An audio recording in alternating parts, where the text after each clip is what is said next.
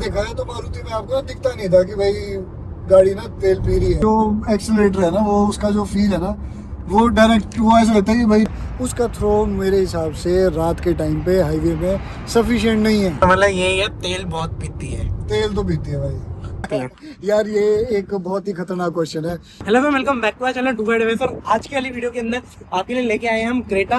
But भाई ये वाली जो है क्रेटा आज क्यों स्पेशल रहने वाले हैं, क्योंकि आज हम करने वाले हैं इसका ओनरशिप रिव्यू। और जो है वो इसके ओनर को हम सबसे पहले वीडियो के अंदर बुलाना चाहेंगे। तो यहाँ पर जो है वो इनके ओनर हैं। तो आप एक बार अपना इंट्रो दे दीजिए। तो यार मेरा नाम है संचित और मैं हूँ अभी गुड़गांव में। एक्चुअली हूँ मैं हिमाचल प्रदेश से, कोटगढ़ एक जगह है वहाँ से। हाँ जी। और ये अपनी Creta S optional petrol variant naturally aspirated manual में। तो सबसे पहले हमें ये बताइए, गाड़ी आपने कब ली थी? तो मैंने ये गाड़ी निकाली थी शिवरात्रि वाले दिन। हाँ जी, मतलब आपने ये अभी फरवरी 2025 के अंदर ली है। Yes. तो आपको 2 महीने इस गाड़ी को हो गए हैं। ये वेरिएंट कौन सा रहने वाला है? S optional. S optional and natural aspirated petrol manual variant है। अच्छा, ये वाला आपने यहाँ पर जो है वो मतलब आपने क्रेटा लिया। चलाई कितनी है आपने? ये भाई अगर आपको भी संचित भाई की तरह हमारे साथ जो है यहाँ पर ओनरशिप एक्सपीरियंस शेयर करना है, अभी आपको स्क्रीन पे एक नंबर दिख रहा होगा, उस पर आप जो है वो मुझे कांटेक्ट कर सकते हैं। उसके लिए आपको फिर वहाँ पर जो है आपका भी एक ऐसा लॉन्ग टर्म या शॉर्ट टर्म ओनरशिप रिव्यू हमारे साथ जरूर शेयर कीजिएगा। वेट रहेगा मुझे आपके मैसेज का। ये 3200 के आसपास होने वाली है। तो आपने केवल 1-1.5 महीने के अंदर 3,500 चला दी? हाँ, मेरी ना यार रनिंग जो है, रनिंग थोड़ी मेरी ज़्यादा है। तो जैसे कि मैं बताया, मैं कोटगढ़ से हूँ, तो गुड़गांव से लेके कोटगढ़ तक इट्स नियरली 600 किलोमीटर्स। और मैं कभी कभी जो है मैं कुल्लू भी जाता रहता हूँ। तो यहाँ से कुल्लू भी जाने में मेरा ना 600 किलोमीटर का रन होता है, जो कि अगर देखा जाए पेट्रोल है, डीजल ज़्यादा बेटर रहनी थी या फिर इलेक्ट्रिक ज़्यादा बेटर रहनी थी। पर यार पेट्रोल हेड हूँ मैं, तो अब क्या कर सकते हैं, इसकी आवाज़ में ही कुछ दम है। हाँ, तो आपने ये वाला तो बताया लेने के लिए। गाड़ी सुंदर भी काफी ज्यादा आपकी लग रही है। यहाँ पर व्हाइट कलर लेने का कोई रीजन या फिर आप वैसे ही? यार वाइट कलर ना मुझे पसंद बहुत है। ये तो आज मैंने ब्लू पहना हुआ है पर मुझे ना वाइट कलर बहुत पसंद है। For that reason only. अच्छा, वाइट कलर। आपने ये वाली ली। तो उस टाइम जब आपने लिया था तब आपने कोई और गाड़ी ली या फिर जस्ट ये जाके ले ली थी? ऑनेस्टली स्पीकिंग यार, मेरा ना एक्चुअली पर्पस और मेरा जो एक्चुअल अंडरस्टैंडिंग थी of buying a car, it was something different, but I went to a total different segment, that is Creta. मैं एक ज़्यादा high ground clearance with more power इस तरीके की कोई कार देख रहा था। मेरे दिमाग में रॉक्स और XUV 700 और ऐसी गाड़ियाँ थी। Even Brezza was in my mind, क्योंकि Brezza is an amazing vehicle with a very good high ground clearance. So उन चीज़ों के होने के बावजूद यार हाँ, मतलब आपने ज्यादातर, मैं बताऊँ तो इस सेगमेंट में ऐसा नहीं किया कि जा जाके हर एक गाड़ी को देखा थी, नहीं। बट आपको पसंद आई और उठा ली ये वाली। जनरली चीज़ों को ज़्यादा परखने के लिए नहीं सोचता हूँ, क्योंकि हर एक गाड़ी में कमी है, वो आप सबको पता है, और हर एक गाड़ी में खूबियाँ भी हैं, वो भी आपको पता है। तो इसीलिए बस मैं गया और जो मेरे डीलर थे वहाँ पर, जो मेरे एडवाइज़र थे, उन्होंने भी जो है मुझे मतलब बहुत ही अच्छा एडवाइस किया, बहुत अच्छी डील दी। तो this is where we are. तो आप एक बार ये बताइए, जब आपने ये ली थी आपको कितने की पड़ी थी ये? तो ये मुझे पड़ी थी 16 पॉइंट समथिंग के अराउंड। अच्छा, ये आपको 16 लाख का पड़ा इसका एस ऑप्शनल। अच्छा, एस ऑप्शनल लेने के पीछे कोई रीजन कि मैं यही वेरिएंट लूंगा, ऐसा कुछ? यार एक तो सबसे बड़ी चीज़ मैं आपको बताऊं, आप इधर आओ।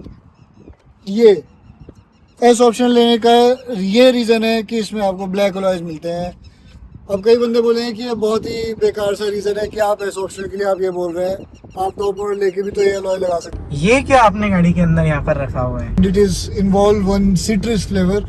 I really loved it. इसने ना गाड़ी की जो एम्बियंस है ना, महका दिया है यार भाई। और लेमन मेरा citrus, honestly it is my favourite flavour. हाँ, और यहाँ पर ना आपका ये भी मैं देख रहा हूँ, ये भी अच्छा इन्वॉल्व का एलिमेंट सीरीज भी आपने लिया हुआ है। हाँ भाई, तो मैं इस गाड़ी से पहले जिस गाड़ी को यूज़ करता था, it was a Maruti Swift, तो मैं उसमें इसको यूज़ करता था। Again it was recommended by you to use the involve cents. मैंने उससे पहले इन्वॉल्व के सेंट्स नहीं यूज़ किए थे, मैं और यूज़ करता था। बट जब से मैंने फिर इस मस्क को ट्राई किया भाई, मैं तो पागल ही हो गया। और ये भी तो है इसमें। इसमें ये भी है, इसमें सनरूफ भी है, इसमें ये भी है, अंदर आपको टच स्क्रीन भी मिल जाती है। आपको डिजिटल डिस्प्ले मिल जाता है। और मैं सही बात बताऊँ, इसमें ज़्यादा टेक्नोलॉजी नहीं डाली गई है जो कि इसको प्लस पॉइंट बनाती है, जैसे कि एडास और अदर मोड्स जो जनरली आपको इसके हायर वेरिएंट में सब मिलेगा। 360 कैमरा भी है, but honestly speaking I am little bit of an old school guy, जो कि अभी भी ड्राइविंग ओल्ड स्कूल मेथड से कर रहा है। लुकिंग एट दी ORVMs जो कि इसके बहुत ही बड़े हैं और वाइड भी हैं और अच्छी आपको क्लैरिटी देते हैं पिछले रास्ते की। इसका जो इसका IRVM है वो भी इसका बहुत ही अच्छा है। Even though I agree it could have been better, वो इसमें ये दे सकते थे आपका ऑटोमेटिक, बट वो मैनुअल है, but still it does the job, so that's wonderful. हाँ, अब आप चलिए ये बताइए कि इसकी आपको लाइटिंग कैसी लगती है जो पूरी है आगे पीछे की।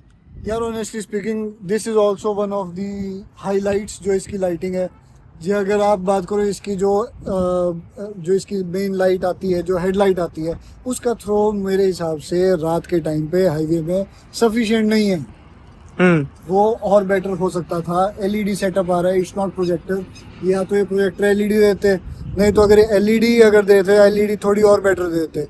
बट उसके अलावा जो इसकी डे टाइम रनिंग लाइट्स है, इट्स अ चार्म। और ऑल्सो अगर आप जो इसकी पीछे की कनेक्टेड लाइट्स भी देखोगे, it is also a charm. ये देखने के लिए वही बंदा पैसे देता है, बाकी और क्यों नहीं। जो इसकी आप देख रहे हो इंडिकेटर्स जो है वो भी इसके LED है, so that is also something which adds to the taste of this car. ये आपने सेल्टॉस क्यों नहीं ली, क्योंकि ये तो दोनों सेम आ जाती हैं। यार ये एक बहुत ही खतरनाक क्वेश्चन है। ये सेम क्वेश्चन मेरी दीदी ने भी मेरे से पूछा कि मतलब ऐसे ये तो नहीं पूछा कि भाई सेल्टॉस क्यों नहीं ली, बट शी सेड कि सेल्टॉस भी अच्छी गाड़ी है।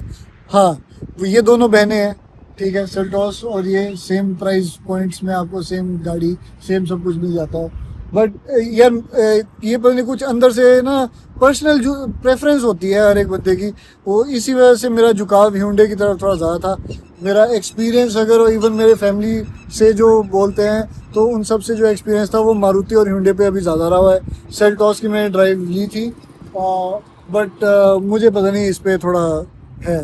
तो जो यार Hyundai की जो गाड़ी है ना, इसका ना जो एक्सीलरेटर है ना, वो उसका जो फील है ना, वो डायरेक्ट वो ऐसा लगता है कि भाई थोड़ा ना आर्टिफिशियल सा कनेक्ट है इंजन के साथ। NA पेट्रोल के लिए, NA पेट्रोल हो या पता नहीं कि सारी गाड़ियों के साथ ही ऐसा होगा, पर वो मतलब और गाड़ियों में नहीं आपको ऐसा। स्विफ्ट में कैसा था पंच, अगर पूरा पंजा दबा दो? यार पंच तो चलो अलग बात है, पर स्विफ्ट में मैं एक सही बात बताऊँ, जो जब आप जितना आप एक्सीलरेट करो ना, उतना वो क्या बोलते हैं आपको दिखेगा कि RPM कितना, मतलब ऐसा लगता था उसमें आपको कनेक्ट होता था कि जितनी औकात है उसकी उतना भाग रही है वो स्विफ्ट। यार उससे ज्यादा भागती थी वो। अपनी औकात से ज्यादा भागती थी वो। मैं उसको ले गया हुआ था हाईवे पे, मैं गुड़गांव आ रहा होता था, तो एक बार ऐसा हुआ है, मैं मदर फादर पीछे सामान पूरा भरा हुआ है, उसके बावजूद मैं आगे चला हूँ, मेरे पीछे थार चली है, Thar is not able to overtake.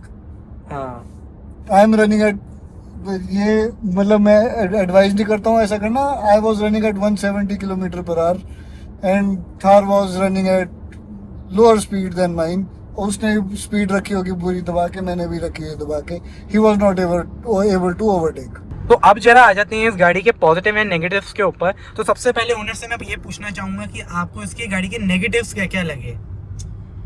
यार नेगेटिव्स तो ऑनेस्टली मैं बताऊं, मतलब जो तो इसका मतलब पिकअप वाला सीन है, जो गियरिंग रेशियो जिस हिसाब से इन्होंने दी है, सबसे पहला नेगेटिव तो मैं वही बोलना चाहूँगा। क्योंकि एक बात आप देखो, आप हाईवे पे चल रहे हो, आप पहाड़ों पे चल रहे हो, आप ढलान में भी चल रहे हो, मैं तीनों चीज़ों को इस टाइप पर पर्सपेक्टिव पे रख के बोल रहा हूँ। जब आप पहाड़ों पे चल रहे हो, आपको दूसरे गियर से जो रिस्पॉन्स होना चाहिए वो आपको है नहीं। जब आप ढलान में चल रहे हो, जो आपको अगेन दूसरे गियर से और इवन पहले गियर से भी जो डाउन हिल में जो आपको असिस्ट गियरिंग रेशो देता है वो है नहीं। जो आप जब आप सीधे चल रहे हो, आपने सुना होगा कि इसके जो एक्सेलरेशन में गैप है, वो एक्चुअली एक्सेलरेशन में गैप नहीं है। इन्होंने एक्सेलरेशन को इस तरीके से ट्यून किया है कि वो जो एक्सेलरेशन है ना, उसको होल्ड करके रखता है एक सर्टेन अमाउंट ऑफ RPM पे। जनरली आपके पास और जो कार्स है वो उस रेशो को रिड्यूस करती है एनालॉग मेथड से, बट इन्होंने अपने शायद ECU में इस तरीके से ट्यूनिंग किया है कि वो होल्ड रख रही है। If you are changing any gear, for example you are at 3000 RPM, at 4th gear you are changing to 5th gear, तो वो जो एक्सपोनेंशियल डिक्रीज इन जो एक्सेलरेशन होता है आपका फ्रॉम मान लो 3000 से लेके 1000 तक मारुति या फिर और गाड़ियों में, वो उसमें रहता है, पर ये उस RPM को होल्ड करने की पूरी कोशिश करती है। तो आपके पास एक बढ़िया बैंडविड्थ मिलता है, वो अच्छी बात है। बट जब आपको उस चीज की हेल्प चाहिए होती है वो फिर तब काम नहीं करती है। जब आप पहले गियर से दूसरे गियर पे इसको चढ़ा रहे होते हैं पहाड़ पे, तब उसकी जरूरत होती है, तब फिर वो पावर थ्रो नहीं जो करता ना इंजन, वो फिर फर्क है। मतलब बढ़िया आपको वो नहीं लगी कि हाँ बहुत बढ़िया पावर थ्रो आपको सेकंड गियर में भी अगर आप चलो ना और चढ़ाई पे चलो तो सेकंड गियर पे आपको इंस्टेंट जो मिलना चाहिए ना पिकअप स्टार्टिंग, मतलब वैसा आपको नहीं मिलता जैसे ये कहते हैं 1500 सीसी इंजन है, 4 सिलेंडर है। माइलेज का भी ऑनेस्टली स्पीकिंग मेरी ना रनिंग बहुत ज्यादा है, मैं सही बात जो बताऊँ, मेरे लिए सूट करनी थी डीजल या फिर electric, to be really honest. Why petrol? Because of government. Honestly speaking लोग ले रहे हैं 26 लाख रुपए की पड़ रही है क्रेटा, अगर आपने इलेक्ट्रिक लेनी है 2 रुपए की आपकी 1 रुपए 2 रुपए की आपकी रनिंग कॉस्ट पड़ेगी, नो पॉइंट। वहीं 10 लाख रुपए बचा के अगर मैं पेट्रोल ले रहा हूँ, मैं 10 लाख रुपए का अगले कुछ सालों में अगर तेल फूकता भी हूँ तो आई अंडरस्टैंड, मैं इस तरीके की बातों से एनवायरनमेंट डिस्ट्रॉयर वाली बातें बोल रहा हूँ, but then again it is way much better. But आपको यही है कि उसके अंदर पावर बहुत गजब की है जो इलेक्ट्रिक में, वो तो है। जो ये वाला सेंटर कंसोल है ना, सेंटर कंसोल अभी भी देखो हम छू रहे हैं तो आवाज आ रही है। इवन दो government is pushing for electric a lot, but electric is not a viable option at the moment. इतने ज्यादा चार्जिंग पॉइंट्स नहीं है, जहाँ जहाँ चार्जिंग पॉइंट्स है वहाँ पर कई जगह पर वो ढंग से चल नहीं रहे। मैं चंडीगढ़ से आता जाता रहता हूँ, बहुत ज्यादा पावर पॉइंट्स है वहाँ पर खड़ी मैंने आज तक एक गाड़ी नहीं देखी वहाँ पे। तो ये आपका एक और नेगेटिव हो गया, मींस थोड़ा सा माइलेज का हो गया, पेट्रोल इंजन का हो गया, इसके जो पावर आपको कम लगी। और इसके अलावा अगर आपको कोई गाड़ी के अंदर लग रहा हो जैसे रेटलिंग नॉइज वगैरह कहीं से आती हो, अब रेटलिंग नॉइज का मैं ये कहना चाहूंगा, जब तक आप उसको छूओगे तब तक वो रेटल नहीं करेगी। एक चीज ना मैं नेगेटिव डालना चाहूंगा जो मैं फील कर रहा हूँ, गाड़ी ना 100 की स्पीड पे चल रही है, सीट ना ऐसे लग रहा है बार बार नीचे थाई के ऊपर कि बार बार ऐसे ऐसे ना बाउंस सी हो रही है, काफी हिल सी रही है। तो ये चीज एक नेगेटिव मुझे लग रहा है कि यार ऐसा क्यों है कि गाड़ी काफी ज्यादा बाउंस सी कर रही हो, इस टाइप का फील आ रहा है। गाइस उस टाइम ना मुझे ये पता नहीं चला था, वापस आते हुए मैंने देखा तो कार जो है वो काफ़ी ज़्यादा वॉबल करती है चलते हुए हाई स्पीड के ऊपर, and I wasn't expecting this from Creta. और ये गाड़ी काफ़ी ज़्यादा जो है वो मुझे पीछे की सीट भी और आगे की सीट दोनों के अंदर जो है गाड़ी काफ़ी ज़्यादा वॉबल करती हुई पाई गई, काफ़ी ज़्यादा झूले ले रही थी गाड़ी और काफ़ी ज़्यादा जो है वो उछल रही थी चलते हुए।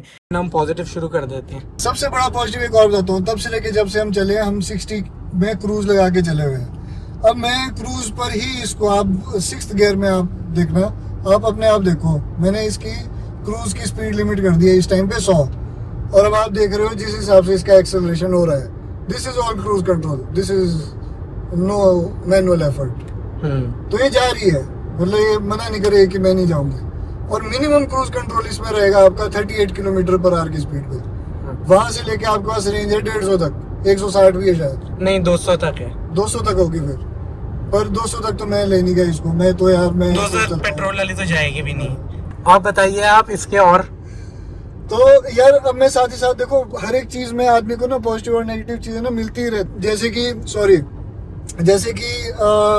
अब जैसे इसके ORVM हो गए, इस प्राइस पॉइंट पे ORVM जो है हमारे को ऑटोमेटिक फोल्डेबल और इलेक्ट्रिकली एडजस्टेबल मिल रहे हैं, but that is also a tension at some times. जब आपको कहीं ऐसी क्लोज जगह से निकलना होता है और एक ही बंद करना होता है, तो वो किसी एक को बंद करना और किसी एक को खोलना, और वो वाली फीचर्स और फैसिलिटी ना अभी किसी और कार्स में मैंने ज़्यादातर देखी नहीं, या तो दोनों ही बंद होते हैं या दोनों ही खुलते हैं। तो थोड़ा उसमें शायद हमारे इंजीनियर्स को काम करना चाहिए। सेकेंडली यार जब सब कुछ देख रहे थे तो यार ये भी देते एक ऑटोमेटिक IRVM, क्योंकि अब IRVM इज अ मस्ट। ठीक है, आपको मैं एक ऐसा ड्राइवर हूँ, मैं ज़्यादा रियर व्यू कैमरा को नहीं देखता हूँ, इसमें 360 नहीं आता है। मैं अगर 360 होता भी तभी मैं 360 नहीं यूज़ करता।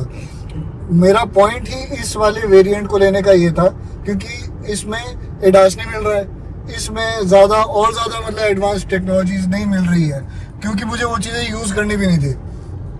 जो मैं आपको बता ही रहा था, मेरे लिए ORVMs मस्ट है, मेरे लिए IRVMs मस्ट है, but not a rear view camera.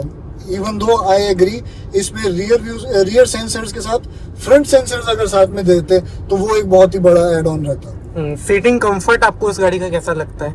यार अभी तक तो मैंने इसमें लेदर अपोस्ट्री नहीं लगाया है, तो फिटिंग इसकी सीट्स से लेके इधर उधर के डैशबोर्ड से लेके इट्स टॉप नॉच.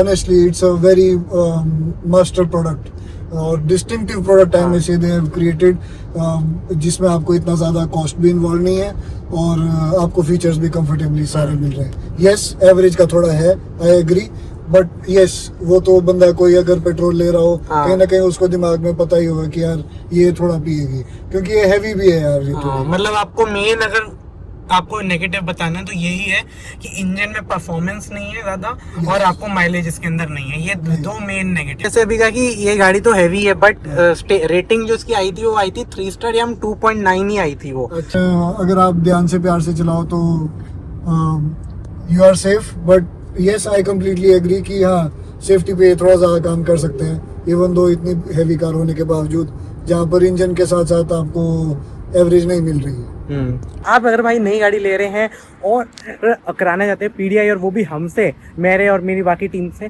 तो आप जो है वो इस नंबर के ऊपर ही हमें जो है उसके लिए भी मैसेज कर सकते हैं, आपको सारे डिटेल शेयर कर दी जाएंगी. चलिए आगे बढ़ते हैं वीडियो में. चलिए अब हमने पॉजिटिव कंपेयर कर लिए, नेगेटिव कंपेयर कर लिए गाड़ी के. एसी परफॉर्मेंस आप बता दीजिए हमें एक बार पहले. ठीक है, एसी के बारे में बताना चाहूँगा यार, एसी इसका दमदार है. मेरा एक पॉइंट इस गाड़ी को कंसीडर करने का ये भी था क्योंकि गुड़गांव में रहते हैं, गुड़गांव में गर्मी बहुत है और पिछले साल भी गर्मी बहुत ज़्यादा पड़ी थी.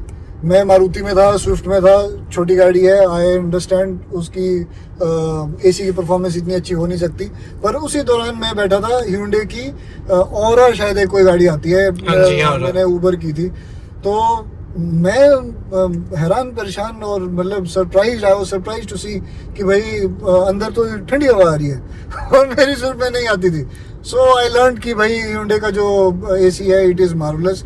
I don't know with time how it goes, क्योंकि आप अगर सामने का डिज़ाइन देखोगे ना नई वाई क्रेटा का, इतने बड़े बड़े छेद कर रखे हैं आगे रेडिएटर की साइड, ताकि आगे से बढ़िया एयर फ्लो हो और आपको एसी की हवा भी ज़्यादा बेटर आए. उसकी बुराई भी हुई थी पहले कि उसके अंदर पूरा हाथ जाता है. हाँ और आता है, वो बुराई भी है, बट इन अ वे अगर इंजीनियरिंगली अगर आप देखो तो दैट इज. आपको सस्पेंशन इसके कैसे लगे?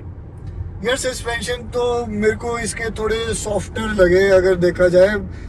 इन अ वे देखा जाए it is good, but at most of the times अगर 80% देखा जाए तो इट इज़ नॉट गुड, क्योंकि जोल बहुत खाती है यार गाड़ी, तो वो नहीं होना चाहिए. क्योंकि ये गाड़ी स्टेबिलिटी के मामले में मेरे हिसाब से बहुत ऊपर होनी चाहिए एज कम्पेयर टू जहाँ पर ये अभी है. हाँ जी. मैं एक नेगेटिव आपको और पॉजिटिव दोनों आपको ये बताना चाहूंगा. आपने थोड़ी देर पहले बताया कि सनरूफ जो है इसका पॉजिटिव है, लोग इसी को देख के लेते भी है. हाँ जी.